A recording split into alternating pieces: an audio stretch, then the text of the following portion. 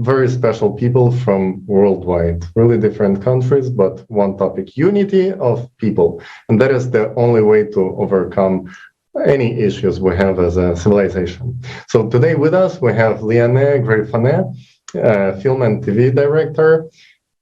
We have Evgeny Afineevsky, film director and producer, who's Oscar nominated, been before and is running this year. And Jonathan Riva from Netherlands, strategic development manager. We have Chandra Cleveland with us, who's a private investigator and specialist in crimes against humanity, especially women and girls. She has over 34 years of experience in law enforcement and advocacy for women's rights. And of course, last but not least, from Germany, we have Imam of the oldest mosque in Germany, Mr. Amir Aziz. Welcome. And today's roundtable, we would like to start from very, I would say, heavy video to watch, but very important video to watch. It's about the fate of refugees, and it's about humanity. It's about human values. How, because we as a civilization should be counted by the mark. How do we treat the most unprotected human beings on Earth? And those are climate refugees. Please, let's watch the video.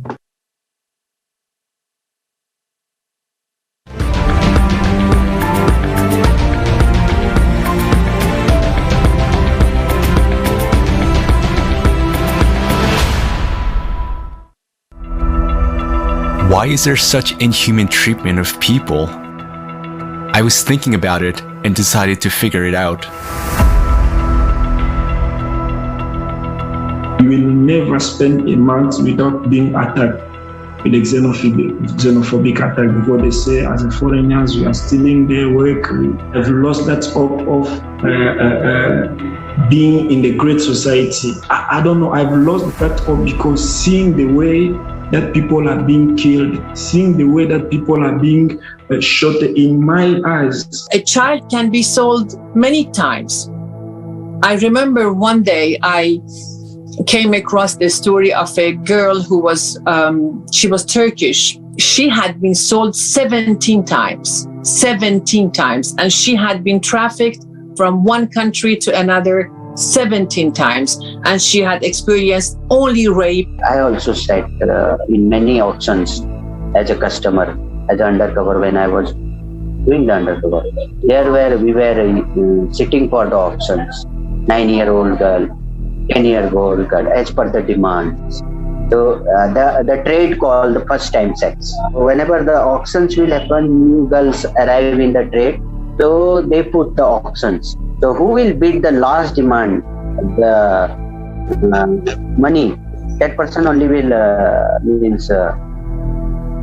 use that victim whole night for his choice. The business that is made of spare parts, the human spare parts. How many children have been transferred from one place to another and then being operated on for some rich guys in different parts of the world to get a kidney or get something else from their bodies against their will. Black market, traffickers, mafia is part of this economy that is ruling the world. So what else I can say? That I only see that another possibility is to spend money instead of constructing walls like we are doing in Europe. In our society, human life has no value. How is it possible that instead of help, people encounter violence, aggression, abuse, and slavery?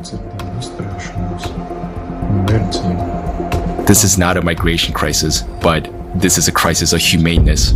People, by looking at the existing legal frame, will not ever be entitled asking for protection. Because you will ask them which country you're coming from, they will say there is no country. I had a country called X, but the country now is underwater, or I had a village and this village is being totally destroyed. or disappearing. It turns out that there are still no effective programs for the resettlement of refugees. For so many years, the United Nations has been working. For so many years, the Refugee Rights Commission has been working. So many humanitarian organizations and NGOs around the world have been working, but there are no working, established or adopted programs on how to work with these refugees. There are none. And the Refugee Commission itself admits this. Now refugees are forced to leave their homes. They face condemnation and cruelty. They are left alone with their misfortune because of the consumerist format of society. Tomorrow's climate catastrophes could be upon us as well. Answer yourself honestly. Are you ready to face what refugees face? Are you sure you won't be in their shoes?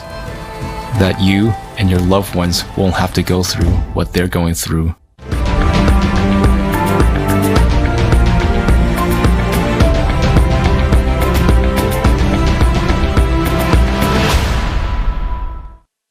Thank you so much. It's quite heavy topic to watch and quite heavy for me personally to even see stories of these people, but I understand that this is so important and many people understand that any one of us can be in their shoes. And why is it so important to talk about these things? I would like to ask my first question, address it to Evgeny, because I know how big of a part of his recent movie, Francesca, was dedicated specifically to the issues of refugees and refugees' rights. I, first of all, thank you for having me here today. I think we are living in a current crisis situation where the world divided, where the world lost. And I think majority of the world lost their moral compass. And that's what we see.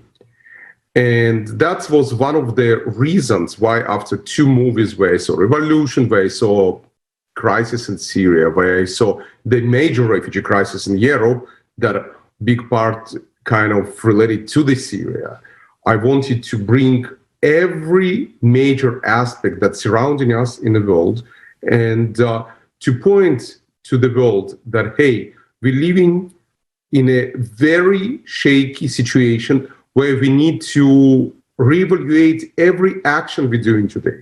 Now, I, who born in former Soviet Union, who immigrated to Israel and living in the United States, I'm not refugee, but I'm migrant. So at the end of the world, we can find majority of the people who moved from one country to another. I have a lot of friends who migrated from one place to another. Pope Francis, who was the subject of my last movie, his parents moved from Italy to Argentina in the beginning of previous century. So we can find that either one family or another, or every second family, every third family, have somebody in their bloodline who moved from one place to another.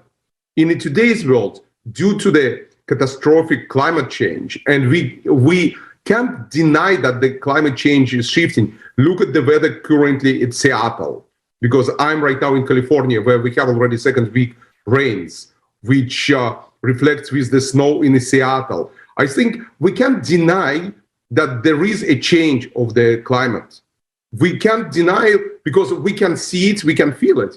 And the climate change, obviously, with the shift of the temperatures, affected lives of the people in the Middle East. Like in my last movie, I pointed that in the Middle East, way before the Arab Revolution started, Arab Spring started, we had a drought that started to move people from their homes because they not were able to have any agriculture because of the drought. So people started to move. So if we will start to really do a global research, which usually journalists doing, and in today's world, I think in journalism selling more important topics that are disasters, but not selling the topics through the networks that are important to us, to society, to learn. So for me, as a filmmaker, it was important to emphasize these things. And I think to look at the refugees today, that are coming towards our homes and asking for shelter, asking for help, not necessarily because of the climate change, but also from the wars, we need to embrace this and welcome them. Because tomorrow we can be in their place. Because tomorrow we can have flooded our cities, and then we will be seeking shelter in different places in the world. So I think that element I try to bring through my movie, through my storytelling, and emphasize to the people across the globe that, hey, refugee crisis, yes, it sounds like, yes, they're happening somewhere in the Middle East or somewhere in Latin America, very, very far from us, from big metropolitan cities. But it's not true. Tomorrow, we in a big metropolitan cities can be flooded, can be having disasters, and we will be seeking shelter somewhere else. So we can be in their place. So I think that's important to learn about these things, to reevaluate our actions, and try to be kind of understanding in the cases when we see people asking for help, asking for shelter.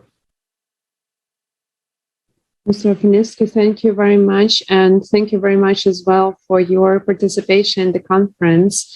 You said before that, yes, it's important to talk about, to learn. And the next question is I would like to address to Ms. Cleveland.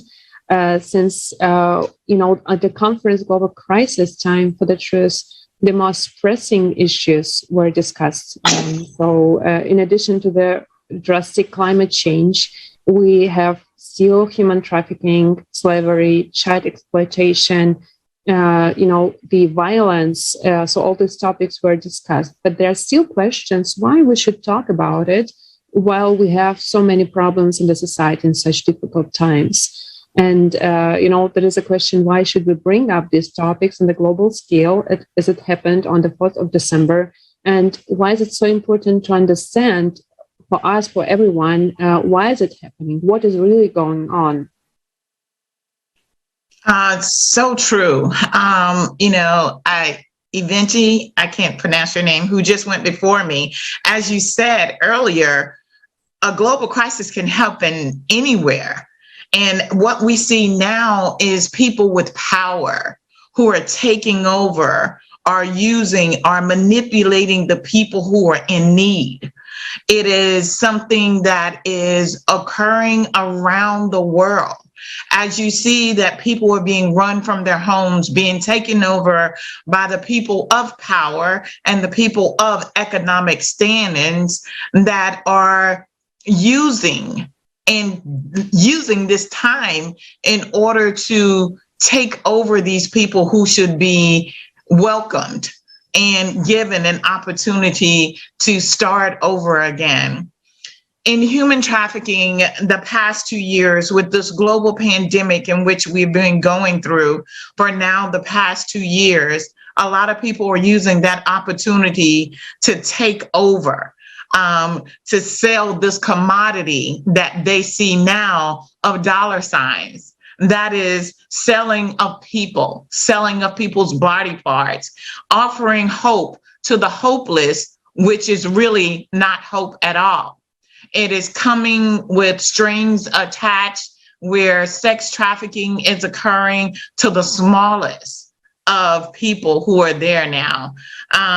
It sickens me to my stomach that I was contacted from another friend in Africa that had babies that were stolen and being sold and sex trafficked from families who were living in poverty, who cannot do anything about it. We look at other people, and that's the thing that I always say. You look at it as if it's happening somewhere else. It's all within due timing that it could be in your area. So we need to figure out a way to help immigrants, refugees who are coming to our area, seeking help and shelter, instead of using them, trafficking them, labor trafficking them, and putting them to shame when we should be helping to get them established in where we are. There are a lot of things that, I see that the numbers globally with this pandemic going on, sex trafficking and human trafficking is only increasing. And how is that so? Who could be buying or preying on the families who are in need to survive in order to tell them, we will give you this or that if you sell us your children? So we're seeing a lot of families who are really in need of life, simple things, who are having to make that decision of selling their children. You know, natural disasters, the refugees, the females that are in the group, these people with power and money, as everything that keeps going on and on and on is being fed, being led by people within great financial standings. Those people have an opportunity that they're taking from vulnerable people and using it as their power. Together with us coming here globally, talking about the problem and giving situations and resources to those who are in need is truly a great step forward. But we have to start moving a little bit quicker. People are dying. People are losing everything. Global warming has taken everything. As you see, a natural disaster doesn't have a map. It can happen anywhere. So if we don't start moving towards welcoming, helping, and building and looking at climate change, we're looking for and just waiting for the disaster to happen on our side of the world. Thank you so much, Ms. Cleveland. I absolutely agree with you that the change... Oh, please, Evgeny. I want to add something. First of all, I agree, and I wanted to comment on a couple of things. For the last couple of years, we living in a media bubble. Each country, each place in the world, living in its own bubble. We isolated from what in reality happening in the world. And conference like this helps to bring people from all over the world together. Because like it was just said that we are missing education and all power of education to open eyes of the people, to allow them to understand what's happening across the globe, what's happening in reality on the borders, what's happening, how people every day dying in crossing the seas in the Middle East. I think people really not able to see this because media keeping us in our own kind of society bubbles in each country. So there is no knowledge that the people, my neighbors, or people in a society around me can have about what's in reality happening in the world. When I was working on the Francesco movie, and it was 2019, my second year, I did screening to a lot of friends here, just a rough cut. And I remember one of the members of the Academy, person who been himself nominated for 2 Oscars, been in shock. And his words to me after seeing the movie was, wow, how many disasters are in the world and we're not aware of them. And that's the true reality. Now, we actually not need to go far. For example, when we're talking about climate change and people moving and the power that are using this as a commodity, exactly like was just mentioned. Brazil, when Bolsonaro's government decided to take over and create deforestation of the Amazonia, what they did, they took literally people who are indigenous people who were living in Amazonia forest for centuries, and they lost their homes. So what happened? We damaged the climate. We destroyed literally the length of the world, destroying the forest of Amazonia. And we created the refugees. So here's the sample that just came to my mind after listening to you, because that's just example how power can create damage to the climate and create the refugee crisis in a second, in just a disaster that we are facing already for like a couple of years. And then the same forest was burned, Amazonia was burned. And again, it's created more refugees. So that's just example. Now, another great thing that I just wanted to say, because as American who have American passport, there is a great quote in our American passport on page 45. It says, "It is immigrants who brought to this land the skills of their hands and the brains to make of it a beacon of opportunity and hope for all men." That's American passport.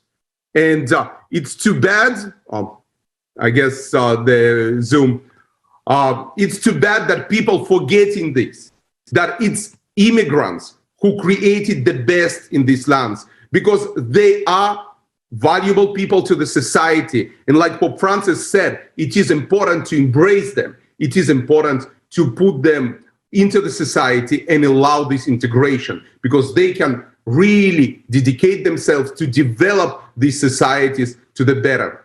Just a couple of comments.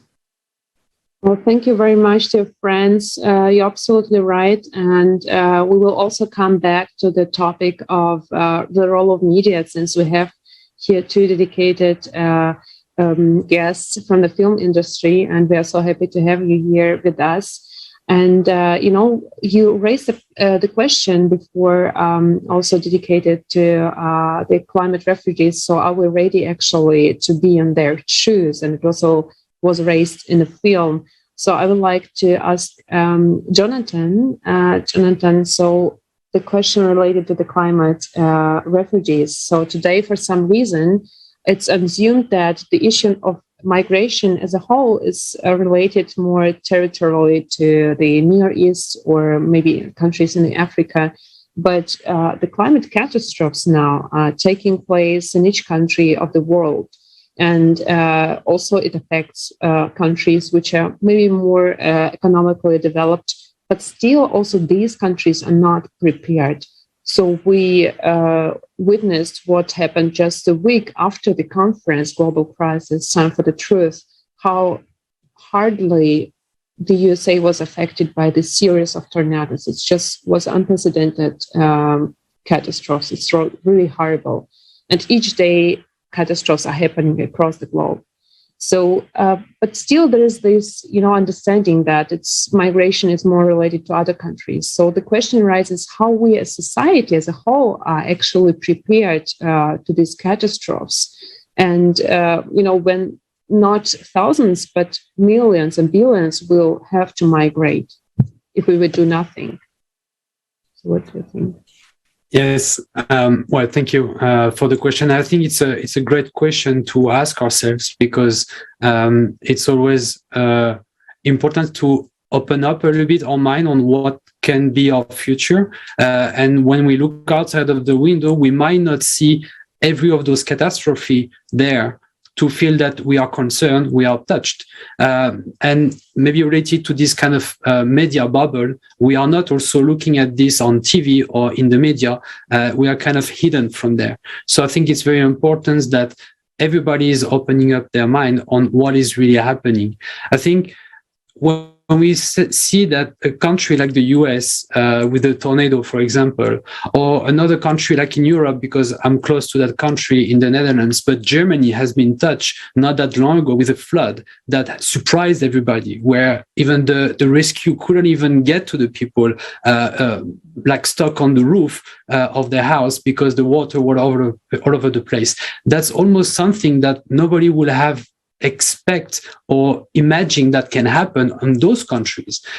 So I think the preparedness of a country, either it's developed or not, is as much as the people know what's going on.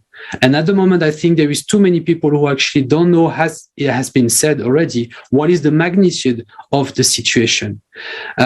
Another key aspect of this situation is the fact that it's not a linear situation. Everything is increasing. We have seen so many facts from the conference that's shown that actually, especially in the last years or decades, we can see more and more catastrophe, more and more earthquake, more and more floods, more and more tornado. All of this is increasing. So even if we think that we are safe, even if we have this kind of feeling that I'm living in a country that is safe, it doesn't tell you that next year, with the magnitude of the catastrophe that is just increasing, that you're still going to be safe. I'm living in the Netherlands. It has been quite heavily impacted by floods. Back in 1953, there was a great flood. Basically, a dike from the north of the country just broke, and the entire North Sea just flooded almost the entire country. 2,500 people died within a night.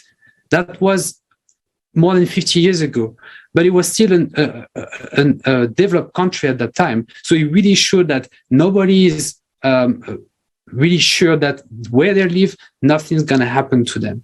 So I think it's important that everybody once again understand that, and it's not bringing fear to people. It's more like opening up their mind that they need to be ready, they need to be prepared to whatever can come, and also make sure that because some of the countries are maybe not as prepared, some people might come from those countries, and to be able to help them. But it's also part of this whole situation and how to handle the situation, that we should not just think about how prepare ourselves, but how to help others. So I think that's really a matter of knowledge that is important for people to feel that they don't necessarily know everything, and they should be curious about knowing the truth about what's really happening. And that's the best way to start to prepare yourself the best. Thank you so much, Jonathan. Definitely, it is very important to know the information, just to know the truthful information. And what we saw in the comments, like, tricky comments during the conference, like some people were still asking this question, you are just talking things, but not doing anything. And the answer in my head, I was like, how can we change something if we don't know, if we don't educate ourselves about what is going on in the world? As Evgeny said, even people who live in an educated environment, they are being shocked when they actually find out what is going on in the world. And then when we start learning about it, we see how much our society is unprepared. Even on the legal level, there are not enough laws and regulations for the catastrophic events that are occurring more and more often. In this case, when we finally do this request, it's important things to also find the examples of the good behavior, of the right behavior, how people actually behave. We often see that, unlike in the Hollywood movies, when something occurs in Louisiana or tornado in Czech Republic, people act different. They come and help each other. They do not act chaotic like we see in the movies. And the great example, I would actually like to ask next question to Mr. Amir Aziz about the culture in Islam, because we know that the whole history of Islam started from the migration, where the very first Muslims had to migrate to a different country, to Abyssinia, which was a Christian country. And Christian country hosted them and gave them shelter. So what is actually the religious, cultural, and the background? What does Islam teach us regarding the interaction of people in different religious and cultural backgrounds? Mr. Amir Aziz, please. Thank you very much for providing me the opportunity to talk on this very important issue. As I was listening to all the speakers, and after watching this movie, this question arises that all the time there is hue and cry about this immigrants and migration. So I just read a very beautiful quote from somewhere. Somebody asked that what is the solution to this immigrants, and they said that stop creating them. Once you stop creating immigrants, the problem will stop. So the main point is that when we are going to create immigrants, then obviously this matter, it will continue. The second is, if we see, there's a Mahatma Gandhi. He said that there is enough for everyone needs in this world, but there is not enough for everyone's greed in this world. So that's also a big problem, as we are talking about the human trafficking, the human trafficking, all this. This all depends on, it's all the sources, the greed and inequality in the society. I just give you one example that in the beginning of Islam, the Prophet, when he started preaching, his all followers were forced to leave the country. So that's the point, is that these immigrants, they were created. If they were not forced to leave, then obviously they were staying in their own country, they were living, they were having their own good livelihood there, but they were forced. So therefore they have to migrate to Abyssinia, which is now called Ethiopia, and they stayed under the Christian kingdom and stayed in a very safe environment. So they started their life there in the safe environment. So it is a very, humanly, it is very important that we always want a safe environment where we can improve ourselves, where we can live with absolute peace and harmony. Now, the other important point is that there are two main points which we keep in our mind. First is the narrow-mindedness of our thinking and perspective. For example, if we see that when Iraq was attacked, or when it was the Syria war started, if Afghanistan war started, so a lot of, if we go on and on, in many other countries there was war. The countries who were they waged the war, they never thought that what will happen after the outcome will be, obviously the people will leave the country, they will run for their life. It is a human nature, instinct, that you will always run for your life. So where they'll go? Obviously they will go to the different countries, the neighboring countries, they will cross the borders, and therefore they will, and just to save their life, they will even not care about whether they are going through the sea or they are crossing the mountains, they will do it. So if they would have thought, and there would have been no war, there would have been no refugee crisis. So this crisis, it sprang out of this war, what was in Afghanistan and all over the world, and the refugees, then they started running toward the safe countries. So that's out. Now comes about the human trafficking, and here comes the matter of morality, especially when it is, we know that the sex workers, they are being created. In Islam, it gives a very golden rule that in Islam, it is absolutely forbidden to have illicit relationship with anybody. And like in Islam, it is said that without having a marriage contract, without having with your wife, you even cannot touch a woman. And therefore, here comes the morality. Because unfortunately, the world is much educated, it is literate, but it has not been morally upgraded. They have never been given that morals where they should know the rights of the other people. So if in case of, especially in case of children, like they are being migrated from one place to another for the human trafficking and for the purpose we know. So here comes the morality, that when we create this understanding to the people, to individuals, to the governments, obviously, that the reformation starts with an individual, and then it goes on to the whole society. So if we start reforming the individuals on this level, on the moral level issue, that having this kind of slavery which is, for example, we see it is absolutely forbidden. Having illegal relationship is forbidden, and it is a moral crime against other human beings. So and the other important point, which also is important, is corruption in the society.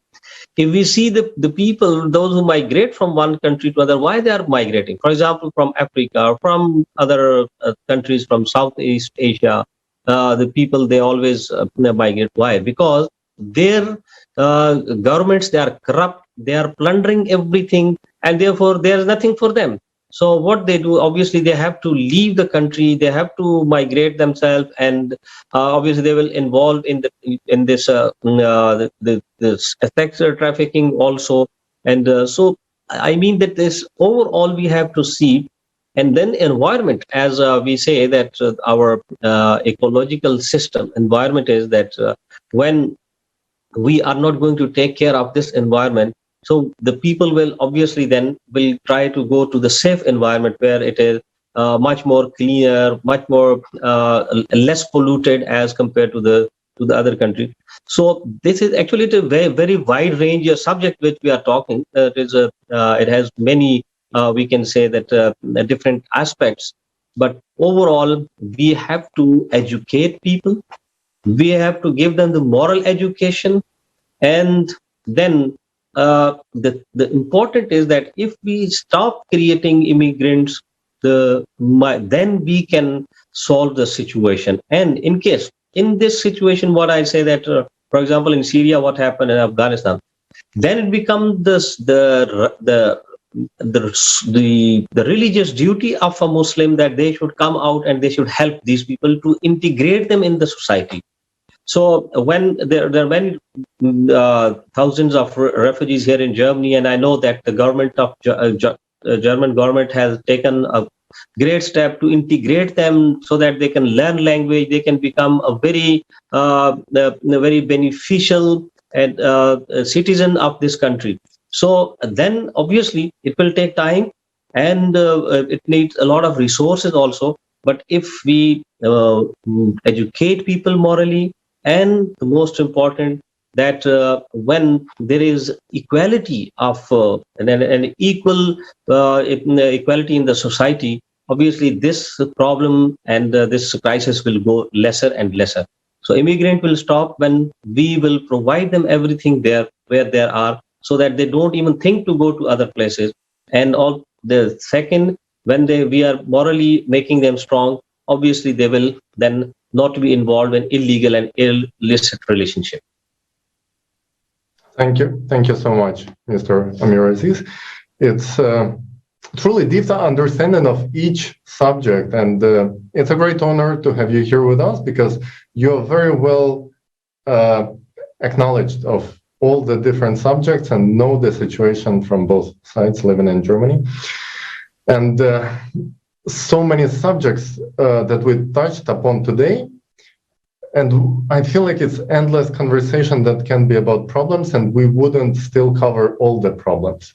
But something we started from, like, is there a vision of a solution? Is there a vision? Is there a goal of the society that we actually aspire to?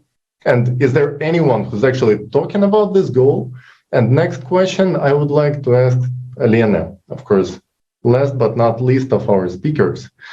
How much important it is to solve the very root of the problem of our society, which is consumeristic approach to the life itself, where people use each other for profit and see each other not as human beings, not value each other's life, but see each other's as an opportunity to make profit and money, which is the very core of this inhumane, catastrophic situation that we have right now.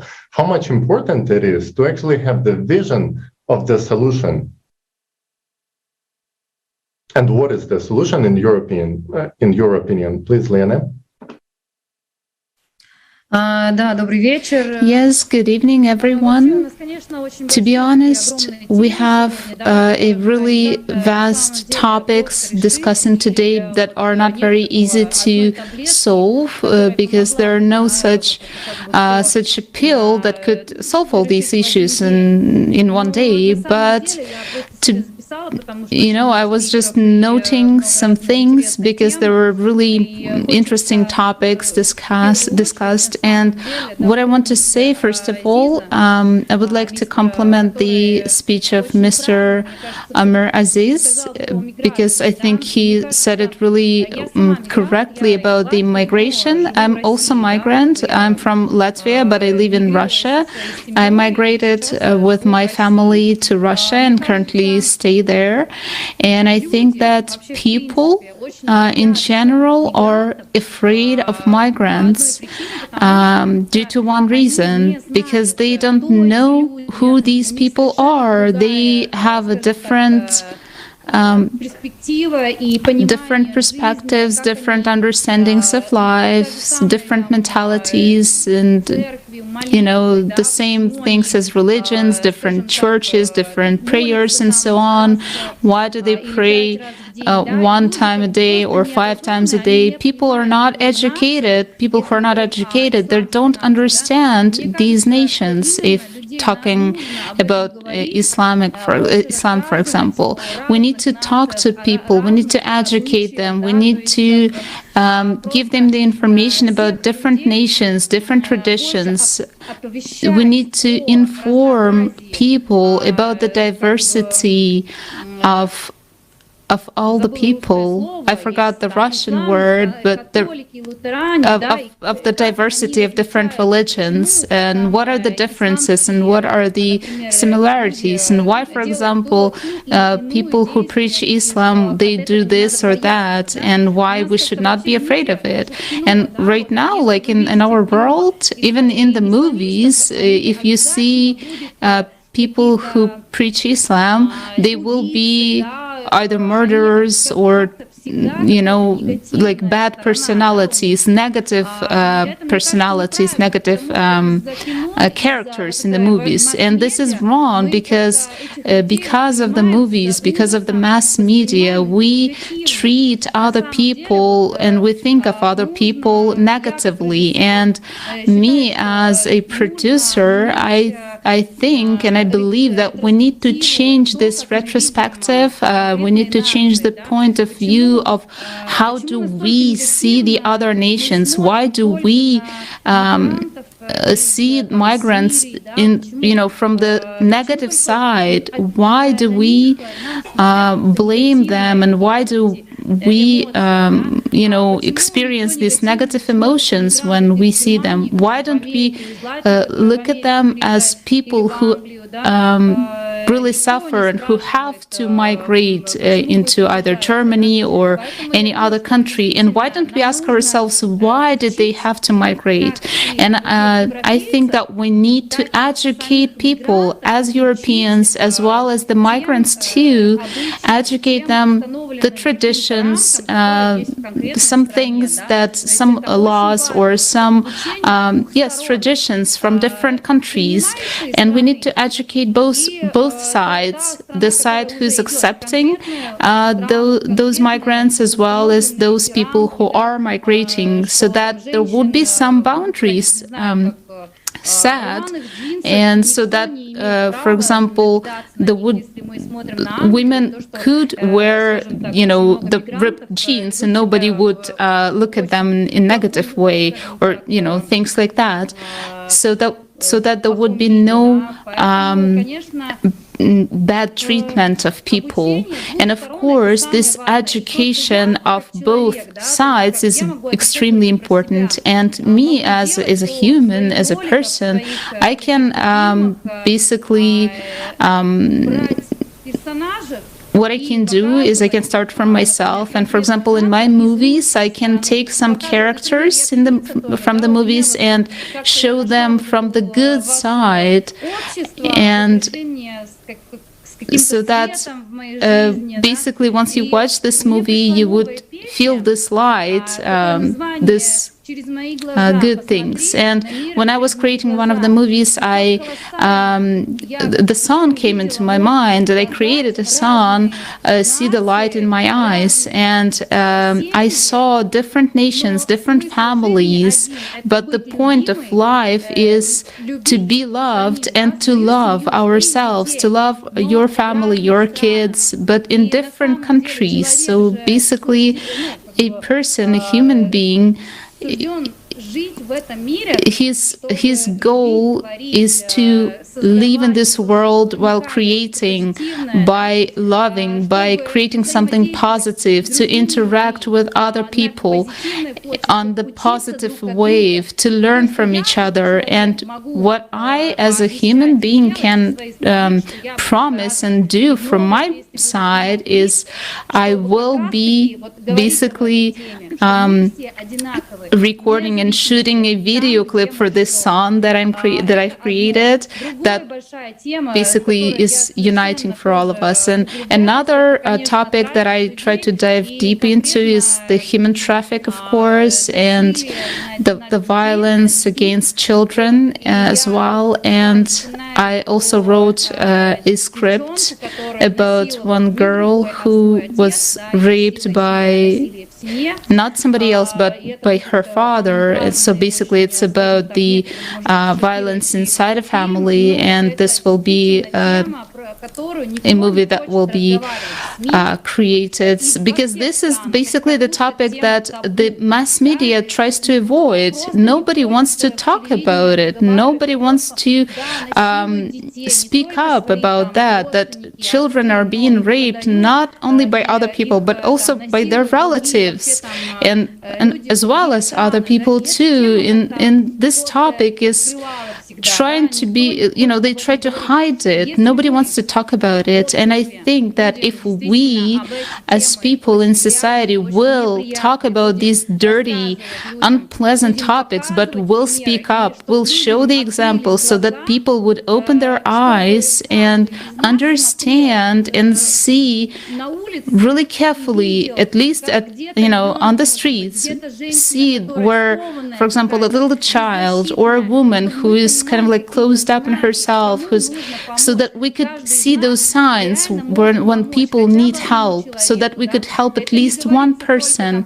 And it's not just, giving a ride to a woman who is walking home at night, right, without a flashlight, so that, protect her, like in a fast way, just to pick up that woman and give her a ride home. You can do that. These are like the real actions that you can do. So that she could not, get into a bad situation. And I really believe that we need to create platforms where well, I'm pretty sure that there are some platforms and that there are some signs for that, some signals that women can give. I'm pretty sure Chandra can tell us more about that. When, for example, a woman, if she's in a bad situation but she cannot speak, she can show a sign. And when women are being sold and trafficked, they understand that they cannot speak up. They can create this sign language for those victims, so that we as people who are not in danger can understand that a person is in trouble and help them. All these topics are super heavy, but what's important, and especially for the media personalities, to show the vision of the society and of human behavior that should be popularized, right? The vision of the society we would actually want to live in. And this question I would like to ask to Yevgeny again, because all the conflicts, as we talked prior to today's stream, can we solve the problems only concentrating on the problems, or do we have to spend some of our attention actually on having the vision of the solution? And what would be the solution in this case? I think, first of all, we need to work on the prevention. I think prevention is the important thing. And how we can prevent things? Education. I think it is important to raise these topics in front of the younger generation that are growing today. I'm not talking about only in the schools, also in colleges and universities. If we will put something in front of the younger generation, that refugees and migrants, it's the same people who've been in the bloodline of themselves. It means some of the kids who today not living in the United States and born in the United States, maybe their parents or grandparents been migrants or refugees. To raise this thing, so people not will feel some kind of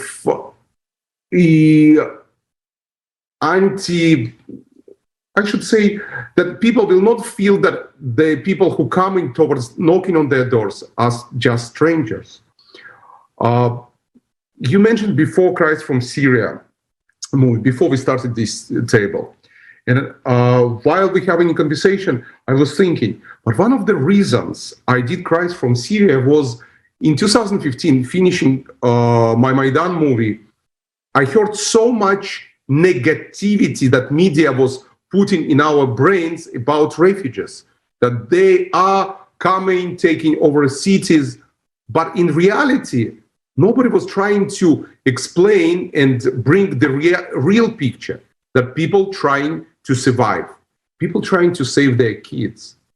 And it's true, when we having fear, when you're living in a big metropolitan city and you have fear of something that you don't know, you will be fearing these people. If you don't know the real culture of Islam or any other religion, you will have a fear, because what movies portraying is only negative.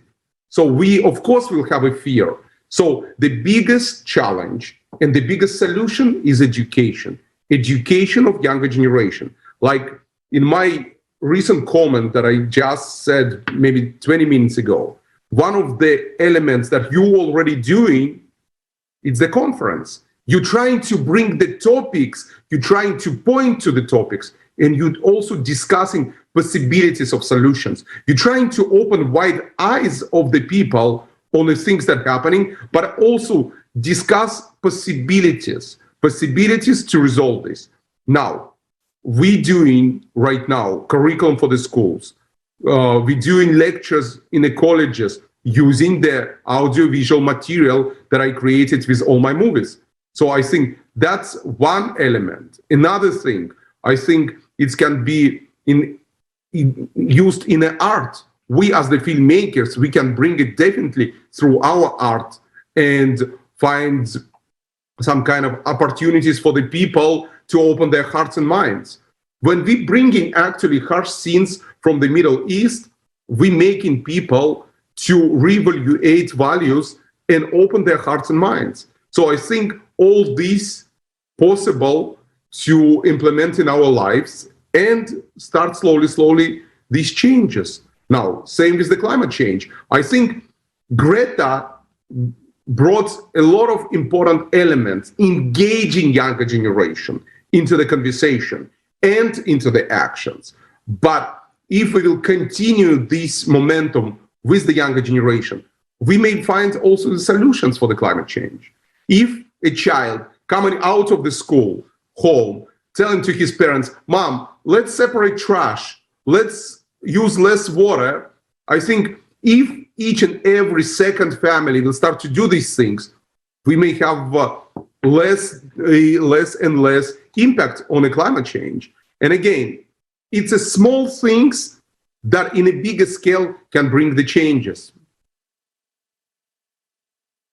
Yes, absolutely. And thank you very much to you, Mr. Feneev, and to Ms. Grafenev for your great examples of how the film industry and cinema can create a better worldview of us as people. And the conference, Global Crisis, Time for the Truth, united people from 180 countries in one dialogue, without middlemen, without any third platforms, but directly with each other to talk about the challenges that stand for us as humanity. And it is so important not to fight with the consequences of a consumer society, but to build the fundament of creative society where we celebrate our diversity, we celebrate the human life of each person, because it's so precious, and we have only one life that we have to preserve as our own. Thank you very much. I have another small thing. You said a beautiful word, unity between all of us. And I just said, we need to teach kids. When kids from different religious groups, from different social environments, playing together, they're all playing, they're kids. None of them trying to be better or bigger, or nobody of them feeling difference, because they're kids, until their parents say, no, he is bad, or he is different religion. So I think the most important is education. Education through art, education through such conferences, through roundtables, through all kind of platforms that we can deliver to the younger generation, because they are the future and it's all in their hands. Like I just said, kids, when they're all together playing, we can have kids from Muslim family, from Jewish family, and they will be playing together until their parents can start to put difference between them. We can take refugee kids from Middle East, and we can take kids from Latin America and mix together, and nobody will feel difference until the grown-ups will, through different manipulation, will put it in their heads. So I think education, through any roundtable, through any school environment, through churches, mosques, education, that we all brothers, that we all even, is important element. And of course, education about environment and all other aspects that surrounding us. I couldn't agree more with you that the kids are actually showing the example of how our society could behave if we wouldn't be pushed at some age, something that pushed on our society with grown-ups who lost that humanness that kids have in their purity. And I know that Jonathan is actually a father too, so is you, Evgeny. And it's actually a very interesting question. Human life has to have a goal, right? Each one of us, we make ourselves goals and we go to the goals. But as a society, do we have a goal? And if we should have a goal, would you like your children to raise in the society with certain goals? And what would those goals be, Jonathan, please? Yeah, that's very true. I think you cannot go anywhere if you cannot aim at something. So we need to all aim at the same thing if we want to go in the same direction and kind of resolving the situation. I think I really like the reference with kids because indeed I have, and I can see the way they behave. There is no predetermined ideas in their head about the way to do things. They just do it with their hearts, and that's what we should bring a little bit more into our society. I think overall, the creative society that we've been talking as a solution into the conference is the solution that we can actually see as implementable to the situation. I just wanted to maybe actually go through the foundation of this creative society, because talking about foundation is really refer to the baseline of what everybody should be aiming at. When we talk about a foundation, we talk about a foundation of a house.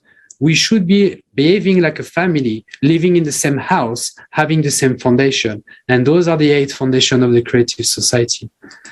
Human life, human freedom, human safety, transparency and openness in information at all, the creative ideology, development of personality, definitely about the kids, justice and equality, and self-governing society. I think the society that I want is a society that is adaptable to the situation in terms of solving it all together. This adaptability is absolutely not something we have. Everybody is behaving their own way. It's like if you had a sandbox with kids, and every kid would be playing in each corner of the sandbox and just throwing sand at each other. That's not what is happening when you go into a park. You see kids playing together, and that's the way we should actually behave. We need to bring together all of the intellect, all to the science, all of the people that can actually do something and do something all together. So aiming at this society, it's crucial into the situation in which we are. But it's also up to us to make that shift. We should not shift any responsibility to anybody else. We should not think that somebody else is responsible for the migrant crisis or for the environmental disaster. We are all into the same boat, and we should all behave the same way. I think that conference was a good small illustration of what the society could be, and I think it's a great example of what people can look forward and look for. Thank you very much. And indeed, the conditions of creative society, these are the conditions that we so urgently need today as humanity in order to provide the conditions for science, for technical engineers, for our, experts, in order to find out the solution for the climate catastrophes that are already taking place, because we cannot change the climate. So we saw on the conference what are the real reasons for the climate change, about these global processes, about this cyclicity. So it's so important to create these conditions where the science will work for this one goal, to preserve our future, to preserve the human life. And I would like to come back to our speaker, Mr. Aziz. You are our active participants of the project Creative Society. We are very grateful to have received your blessing from the whole Muslim community for the project, and we had also the blessings from His Holiness Pope Franciscus, and it was really a big gesture, this big step towards uniting all of people. And in previous conferences, you expressed your view on the foundations of Creative Society. He also said that it's completely referred to the legacy of Prophet Muhammad and to the understandings in Islam of how the society should work. So we would like to ask you, so how important it is today, considering the global catastrophes and the urgent need to change this format of consumerism in our society. So how it is important to remember the value of human life, and how is it important to implement these foundations that Jonathan said before into praxis and really worldwide, so that we really fundamentally change this vector of our society. Yep. Thank you very much. So, as one of the very respected speaker, he also pointed out that the most important thing is that we have to create awareness in the society to educate them more. And obviously, the society and the whole human civilization, it always goes through the process of evolution, and that evolution, and that is important to know that what is the goal. In the Holy Quran, God has pointed out that this whole humanity is creation of one God. Not only just human being, but this whole universe is creation of God. So it says that Inna khalaqnakum min nafsin wahida. We have created you from a single soul.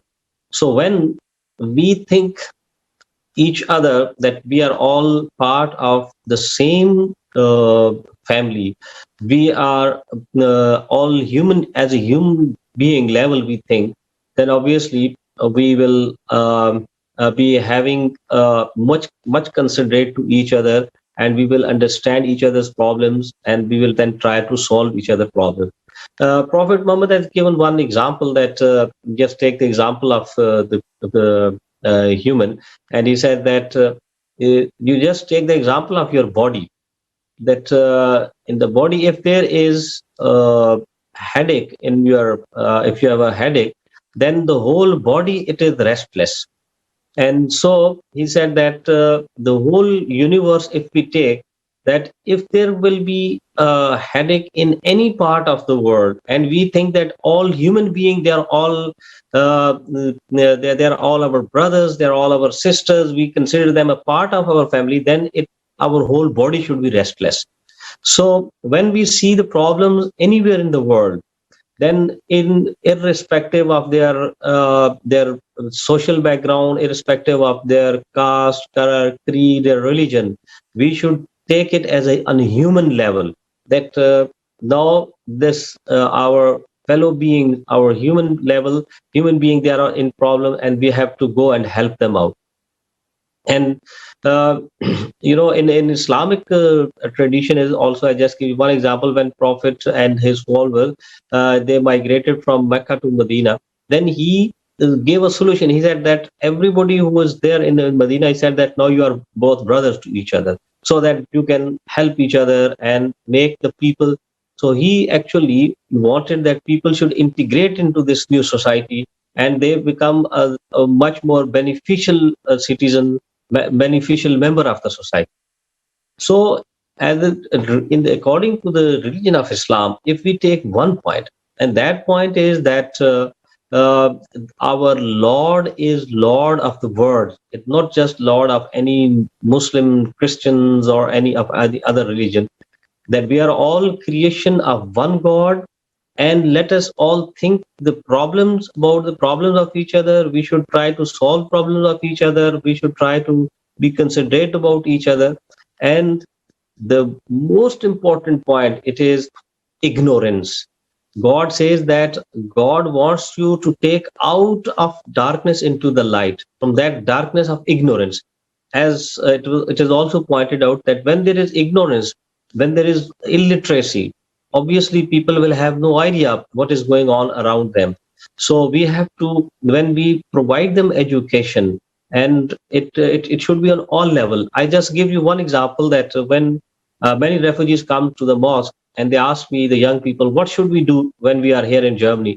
I always tell them, look, the first thing you have to do, you have to respect the law of this country, because now you are living here. Secondly, you have to learn the language of this country. Thirdly, you have to respect the culture of this country. Fourthly, that you have to become a very beneficial member of this society where you are coming.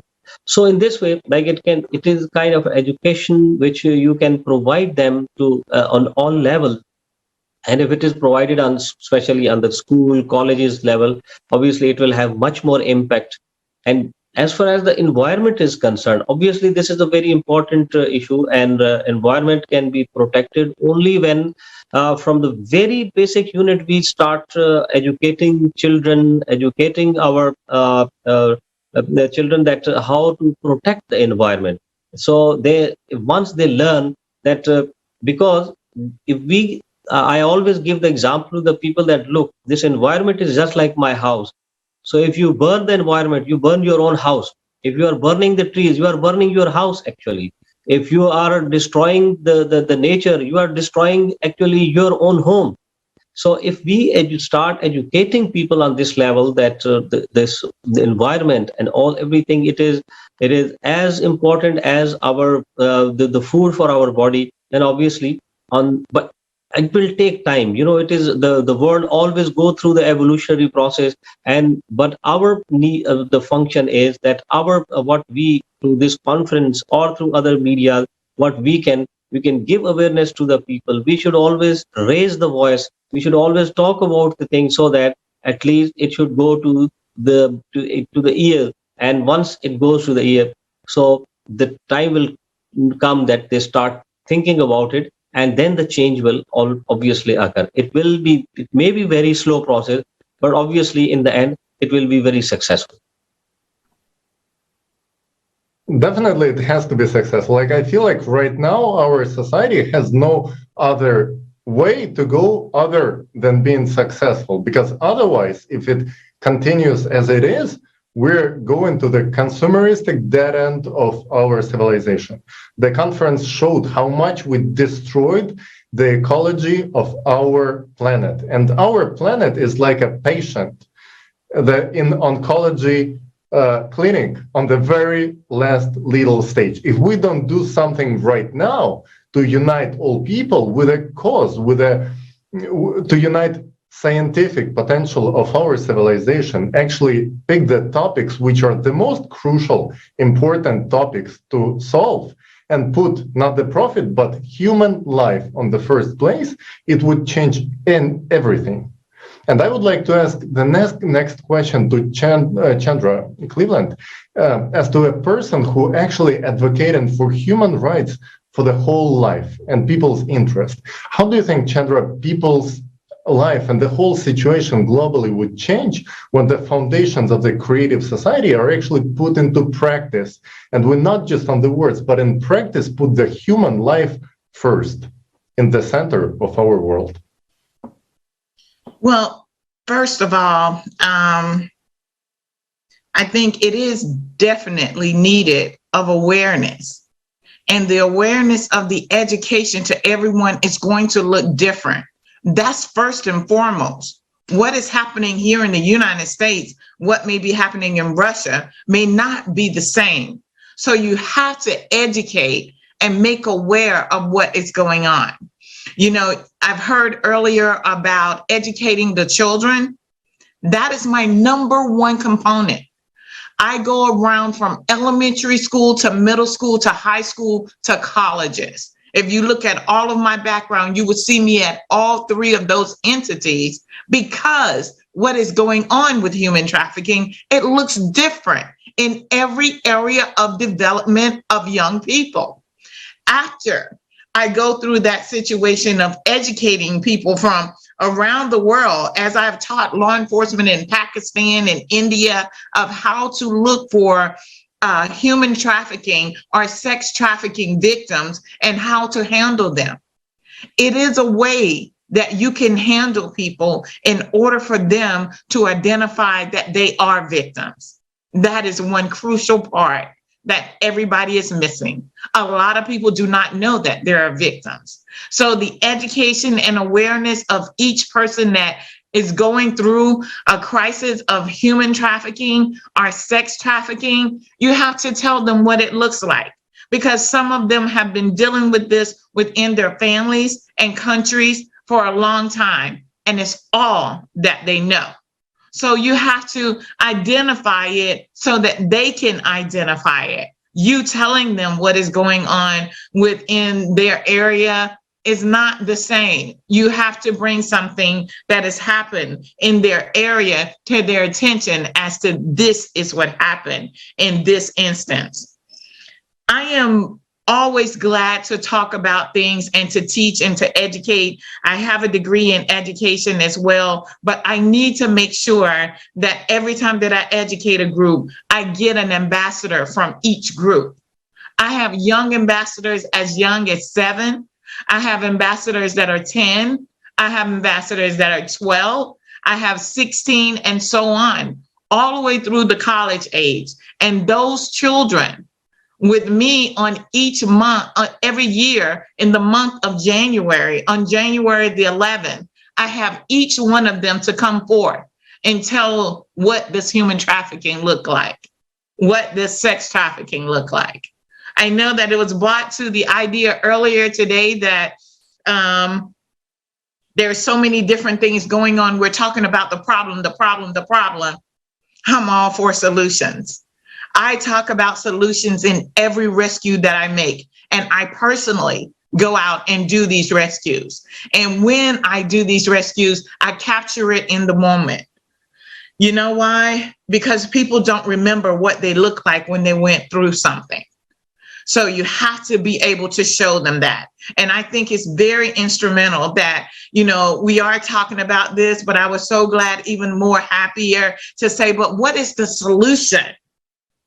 The solution is to bring it to them, to identify it so they can identify what has been going on behind their family doors for years. And I know that people say it starts within the family. Someone made an instance that, you know, if kids are playing on the playground together, they don't know anything. They don't know that this is a Black person you're playing with. This is a Jewish person you're playing with. You're not supposed to be mingling with Islam. They do not know that because they are children and they have not been tampered by the information that are in our societies. So with educating the young people, it is truly indeed the road to solving all of these issues. Because if you look at the things that are happening with global warming, we have young girls in middle school who are talking about global warming, ways that they can stop it on a regular. That is being a part of the solution. We have young girls who are, you know, the middle school who got a prestigious award for her comments and how to change global warming. Education, awareness, and putting to use the people and the young people who know about it in the forefront so that other young people can know where to go and how to get involved. It is truly the road to solving the issues that we have of global warming and human trafficking. Thank you so much, Chandra. And I would like to actually round up our conversation actually with the solution part, and actually to ask each one of you to present your vision of the society in a couple of words, because we of course running out of time, but just in very short couple of words, what's your vision of the society in which you would actually love to live in and raise kids? And I would like to start with Liana. Вы знаете, действительно, эта тема мне очень близка. Yes, you know, this topic is very close to my heart. And the first time I talked to my friends about such a society, I had such an idea to create some kind of a calendar for 7 days, and every day, for example, we as a whole society can do something good every day. For example, on Monday, you help some kind of woman, right?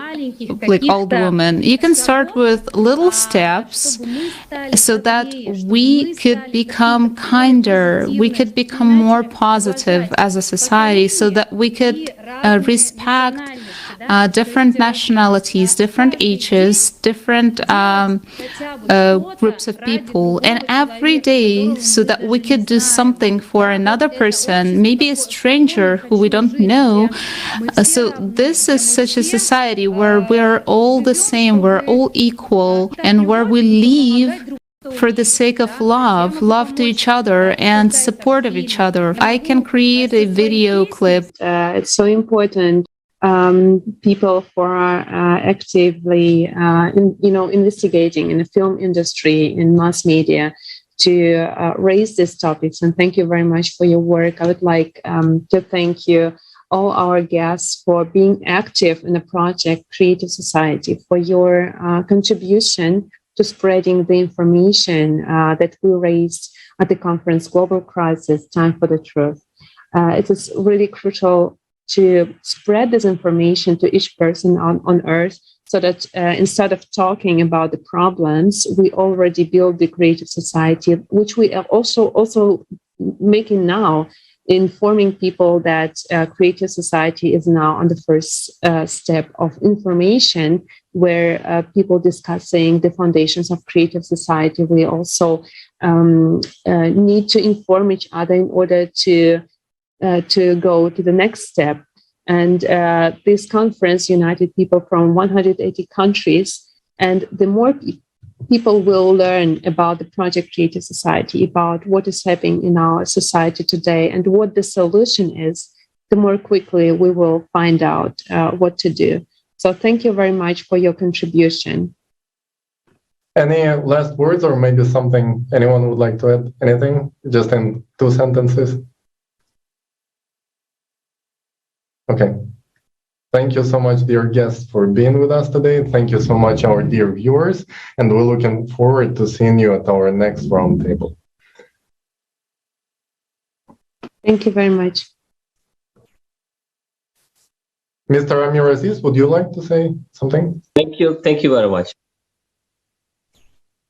Yes, and let's watch as the last video about the Creative Society, about the way out. Thank you. Evgeny, would you like to add something? No, I just wanted to thank you for the opportunity, but the most important, thank you for what you guys doing. Good luck. And like it was said already a million times, the education is the power, and what we are lacking these days, it's to bring not only the disasters in front of the eyes of the people, but also opportunities that we have a chance to fix these things. And I think the healthy discussion that you're having during every roundtable is something that people need, and the opportunity to take it from these conversations into their lives. So good luck, and thank you for making these things happening for the people. Thank you so much. Thank you so much for actually bringing your own efforts the best possible way to actually build a better world for ourselves and for our kids. Thank you. You asked before a question, what is goals? You asked Jonathan about goals. I think when we looking at the kids, and you mentioned that I have newborn and he have a little one. So I think when we have any kids and we're thinking about opportunity for them to still be in this home, like Mama Aziz said, we are living in one home. We are one big family, multinational, multiracial, we experiencing different religious things, living under one God. Some people call it just different names because of different religious beliefs. But at the end of the day, there is one God. So we're living in one big home as one big family. And if this big family becoming fighters, fighting with each other, destroying walls of the home, tomorrow we will find ourselves in the streets without a roof and without the family. So I think the most important, you trying to unite people through these healthy conversations, and you trying to bring this big family again and again together. And that's what this world needs, to be together, to respect each other, to be more human, loving, caring, understanding. And that's what education gives us. Thank you, guys. Thank you very much. And this is indeed, as you described, that today our common home is burning, and we need to survive. We need to preserve the life. We also need everything possible to care of our children or the next generations. And the best gift for them and for us is to build a creative society, the society that we all dream of, where exactly the human life of each person put in the first priority. So that's why, thank you very much, dear guests, for your contribution. Thank you very much for spreading the information that we discussed at the global conference, Global Crisis Time for the Truth. And the more quickly everyone will learn what is going on in our planet and what is the solution, the more quickly we will live in this world that we call today creative society. Thank you very much. Thank you.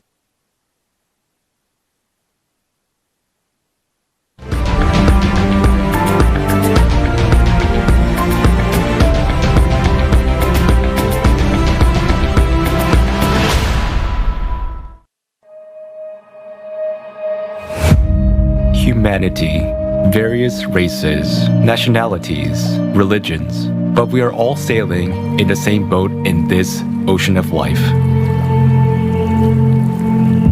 And the course of all-absorbing consumerism, which our common ship has taken today, is leading us to precipice. Just a little longer, and we will irreversibly fall into the abyss of economic, social, and climate catastrophes. Perhaps someone doesn't want to see and admit obvious facts, yet being afraid to turn around and see the reality. In the endless rush, in the ordinary everyday routine, in the race for success and survival in this world of consumerism. But every day, more and more people stop and ask themselves these questions. Where is this world coming to? What does the future hold for me and my children? How can I make sure that the world will be a safe, happy, and prosperous place? After all, no matter how successful you are, if the whole world is falling apart, there is no way you can avoid a bitter fate. We can change the course of our ship, which is speeding into the abyss, and instead of the abyss of consumption, steer it in the direction of the creative society. But we can do this only together. We need to unite our collective human potential, become a united civilization, and row in one direction. Uniting in a common goal, we need to direct our attention, our efforts, our knowledge, and our skills to charting a new course. And how quickly we can do this depends on the choice of each person. Our salvation is only in our unity. Only by working together can we build a truly decent world. A world that will have a future for us and our children. And that is the creative society. We still have a chance. So let's take it.